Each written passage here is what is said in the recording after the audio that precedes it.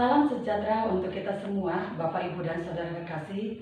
Kita berjumpa kembali lewat kanal YouTube GPB Immanuel Bung Karno Mataram dalam sebuah ibadah pelayanan kategoria pada sore hari ini. Kini mari bersama-sama kita akan masuk membaca dan mendengarkan kebenaran firman Tuhan. Setelah kita bernyanyi, mari kita satukan hati bersama, kita terlebih dahulu berdoa. Kita berdoa. Tuhan, Bapa yang kami kenal, dalam nama Tuhan Yesus Kristus, tuntunlah kami dengan kuat kuasa Roh Kudus Tuhan, untuk kami membaca dan mendengarkan firman-Mu, dan juga tuntun dan kuasai kami dengan kuat kuasa Roh Kudus Tuhan, untuk juga kami melaksanakan kebenaran firman-Mu dalam kehidupan kami, sehingga kehidupan kami juga bisa menjadi contoh dan teladan untuk setiap orang-orang yang ada di sekitar kehidupan kami, sehingga mereka juga boleh mengerti jalan keselamatan yang Tuhan telah tunjukkan untuk kami semua. Bersabdalah ya Tuhan, kami dengarkan firman-Mu. Dalam nama Tuhan Yesus, firman yang hidup. Amin. Marilah kita berdiri untuk membaca firman Tuhan yang terambil dari Matius pasal 21 ayat 28 sampai dengan ayat 32. Matius 21 ayat 28 sampai dengan ayat 32. Kita membaca, Bapak, Ibu, dan Saudara anak-anak juga membaca di rumah. Dengan judul perumpamaan tentang dua orang anak. Tetapi apakah pendapatmu tentang ini? Seorang mempunyai dua anak laki-laki. Ia pergi kepada anak yang sulung dan berkata, "Anakku, pergi dan bekerjalah hari ini dalam kebun anggur." Jawab anak itu, "Baik, Bapa," tetapi ia tidak pergi. Lalu orang itu pergi kepada anak yang kedua, berkata demikian juga. Dan anak itu menjawab, "Aku tidak mau." Tetapi kemudian ia menyesal, lalu pergi juga. Siapakah di antara kedua orang itu yang melakukan kehendak ayahnya? Jawab mereka, "Yang terakhir." Kata Yesus kepada mereka, "Aku berkata kepadamu, sesungguhnya pemungut-pemungut cukai dan perempuan-perempuan sundal akan mendahului kamu masuk ke dalam kerajaan Allah. Sebab Yohanes datang untuk menunjukkan jalan kebenaran kepadamu, dan kamu tidak percaya kepadanya. Tetapi pemungut-pemungut cukai dan perempuan-perempuan sundal percaya kepadanya. Dan meskipun kamu melihatnya, tetapi kemudian kamu tidak menyesal, dan kamu tidak juga percaya kepadanya." Demikianlah pembacaan firman Tuhan. Berbahagialah kita mendengar dan selalu melakukan firman Tuhan. Terpujilah Kristus. Maranatha. Bapak, Ibu, Saudara-saudara, anak-anak yang Tuhan Yesus berkati. Hari ini kita kembali melihat bagaimana sikap dari para imam-imam dan juga tua-tua kepala yang ada, atau dikatakan adalah pelayan-pelayan Tuhan, orang-orang Yahudi pada saat itu, yang ketika mereka melihat pelayanan Tuhan Yesus, mereka berkeberatan apa yang dilakukan oleh Tuhan Yesus. Mereka selalu mencari celah, mereka selalu mencari-cari kesalahan di dalam pelayanan yang dilakukan oleh Tuhan Yesus. Nah, di sini kita kembali menemukan ketika Tuhan Yesus melakukan juga satu pelayanan yang ada. Di situ Yesus juga selalu menjawab apa yang dinyatakan, disampaikan oleh para imam-imam, tua-tua kepala, orang-orang Yahudi yang berusaha menjebak, mencari kesalahan dari pelayanan yang dilakukannya. Tuhan Yesus menjawab apa yang mereka selalu lontarkan, dan Yesus menjawab dengan sangat berhikmat, dengan sangat bijak. Dia menjawab dengan cara memberikan juga sebuah pertanyaan kepada mereka dengan memakai perumpamaan yang dapat dimengerti juga oleh mereka. Perumpamaan yang dipakai untuk menjawab pertanyaan-pertanyaan para imam-imam dan juga ahli-ahli Taurat tua-tua yang ada. Di situ dikatakan ketika ada dua orang anak, ya, di situ disuruh oleh ayahnya. Ayahnya menyuruh anak pertama untuk pergi ke kebun anggur, untuk mengerjakan kebun anggur. Dia mengatakan ya, tetapi tidak melakukannya. Dan ayahnya kemudian pergi ke anak yang kedua. Anak yang kedua menjawab tidak mau. Namun dia menyesal dan dia melakukan apa yang disuruh oleh ayahnya. Dan Yesus itu di dalam firman Tuhan disampaikan. Dia bertanya kepada para ahli-ahli Taurat, siapa yang melakukannya? Mereka menjawab, anak yang kedua. Nah, dari sinilah Tuhan Yesus melihat bahwa pemungut-pemungut cukai dan juga para perempuan-perempuan Sunda itu lebih layak, ya, itu dapat diterima oleh Tuhan saat mereka juga menyesal di hadapan Tuhan.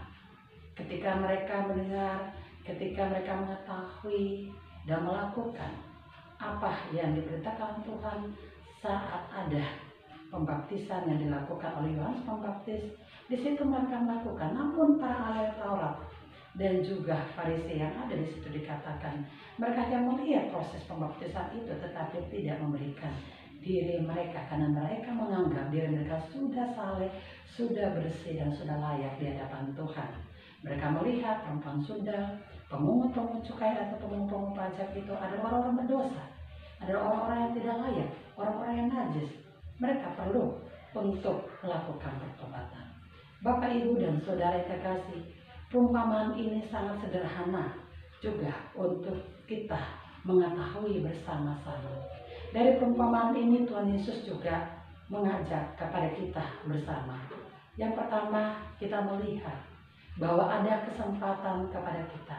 Ketika kita sebagai manusia, khususnya ketika kita sudah memberikan diri kita menjadi anak-anak Tuhan, yang mana Tuhan menginginkan kita hidup seturut dengan kehendaknya. Namun kita masih hidup di dalam dosa, kita masih hidup di dalam kenajisan, kita masih hidup menjadi manusia lama, kejahatan, masih suka berbohong, suka menipu, suka mencuri, suka bergosip, suka berkelahi, dan apapun juga yang kita lakukan. Tuhan mengatakan bahwa masih ada kesempatan bagi kita untuk menyesal, untuk bertobat di hadapan Tuhan. Di situ gambarannya kita bisa melihat pemungut cukai, perempuan-perempuan Sunda katakan adalah orang-orang yang berdosa. Mereka sudah melakukan kesalahan di hadapan Tuhan. Namun ketika mereka menyesal, Tuhan masih menerima mereka. Nah, inilah juga yang harus kita lakukan. Masih ada waktu, masih ada kesempatan yang harus kita lakukan bersama untuk bertobat di hadapan Tuhan. Bahkan di dalam masa-masa Advent yang saat ini sebentar lagi kita akan masuk ke masa Advent yang keempat, selalu kita bisa melihat di dalam warna ungu seperti ini mensimbolkan kepada kita tentang arti pertobatan.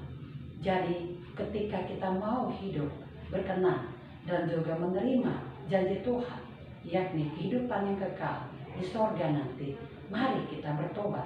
Bukan seperti kepada anak sulung tadi, ya saya mau bertobat, hanya dengan mulut bibir kata kita. Tetapi anak sulung tadi tidak melakukannya, tidak pergi seperti itu. Tetapi kita mari mengambil contoh dari anak yang kedua. Awalnya kita berat, awalnya kita masih tinggal dalam kehidupan kita yang lama. Tetapi kita merenung, oh iya, ini tidak membawa faedah bagi kita. Ini tidak membawa hasil, membawa kebinasaan. Itulah sebabnya kita juga harus menyesal seperti anak yang kedua. Kita menyesal, bertobat dan melakukannya. Jadi kembali lagi, penyesalan itu, bertobat itu tidak dibutuhkan lewat kata-kata, tetapi dibutuhkan lewat tindakan, perbuatan yang ada. Itulah yang Yesus mau. Kalau Bapak, Ibu, Saudara, dan saya ini masuk menjadi orang-orang yang menerima keselamatan dari Tuhan. Yang kedua adalah jangan pernah menganggap diri kita sudah benar, sudah bersih, seperti ahli-ahli Taurat, tua-tua imam kepala, orang-orang Yahudi pada saat itu. Kita manusia tidak ada yang bersih di hadapan kita. Walaupun kita pandai berkata-kata dengan firman Tuhan, memakai ayat-ayat firman Tuhan, mari kembali lagi kita koreksi diri. Jangan pernah kita melihat orang lain menghakimi orang lain itu berdosa, itu najis, itu tidak layak di hadapan Tuhan. Tetapi kita lupa melihat diri kita sendiri. Jangan dikatakan seperti firman Tuhan. Jangan kita melihat balok di mata saudara kita, selumbar di mata saudara kita, tetapi balok di mata kita sendiri tidak kita lihat. Bukan orang lain saja kita suruh untuk bertobat, melainkan diri kita juga harus bertobat. Jadi marilah, seperti apa yang pernah ditunjukkan juga oleh Petrus ketika dia menyangkal siapa Tuhan Yesus, namun dia merenung, dia kemudian menyesal, dia menangis, dia bertobat, dan akhirnya dia kembali menjadi pengikut Tuhan Yesus setia sampai akhir hidupnya. Jangan seperti Yudas, dia menyesal dengan tindakan yang ada, tetapi dia tidak menurut kehendak Tuhan. Dia menyesal tetapi ambil tindakan dengan bunuh diri. Jadi penyesalan itu bukan kita lakukan dengan menghabisi diri kita sendiri, tetapi penyesalan dengan cara berkelakuan yang baik kembali, sehingga hidup kita tidak sia-sia dalam dunia ini. Selamat menjalani hidup terus mengundurkan diri. Bertobatlah di hadapan Tuhan. Jadilah pelayan yang baik, bapak yang baik, ibu yang baik, anak yang baik. Dan kita akan melihat apa yang Tuhan berikan kepada kita, kehidupan yang kekal. Tuhan memberkati kita semua. Amin. Mari Bapak, Ibu, dan Saudara kita satu dalam doa. Kita berdoa. Terpujilah nama-Mu ya Tuhan. Karena dengan Tuhan kami boleh masih hidup di tengah dunia ini. Berkati firman yang sudah kami dengarkan. Biarkan tidak hanya kami dengarkan saja, tetapi kami ada di dalam penyesalan. Kami bertobat. Kami hidup tidak menjadi manusia pembohong, pemfitnah, mencuri, bahkan juga menghancurkan kehidupan orang lain yang ada, dan hal-hal yang buruk.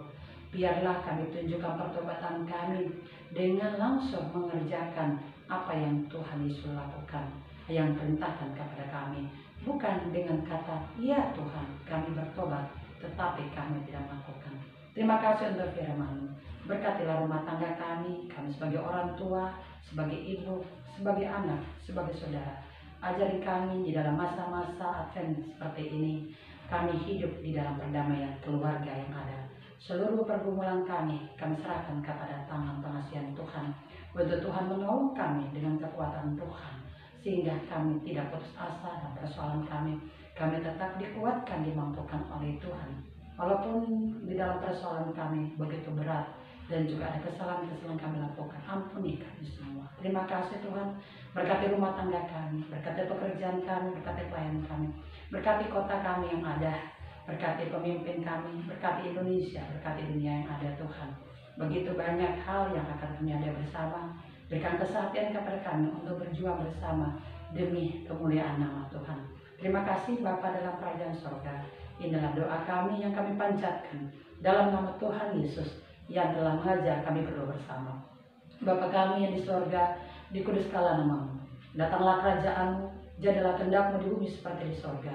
Berikanlah kami pada hari ini makanan kami cukupnya, dan ampuni kami akan kesalahan kami, seperti kami juga mengampuni orang yang bersalah kepada kami. Janganlah membawa kami ke dalam pencobaan, tetapi lepaskan kami daripada yang jahat. Karena Engkaulah yang mempunyai kerajaan dan kuasa dan kemuliaan sampai selama-lamanya. Amin. Arahkan hati dan pikiran kepada Tuhan. Jemaat Tuhan, kita terima berkat. Oleh karena itu disilakan berdiri. Tuhan memberkati engkau dan melindungi engkau. Tuhan menyinari engkau dengan wajah-Nya dan memberi engkau kasih karunia. Tuhan menghadapkan wajah-Nya kepadamu dan memberi engkau damai sejahtera.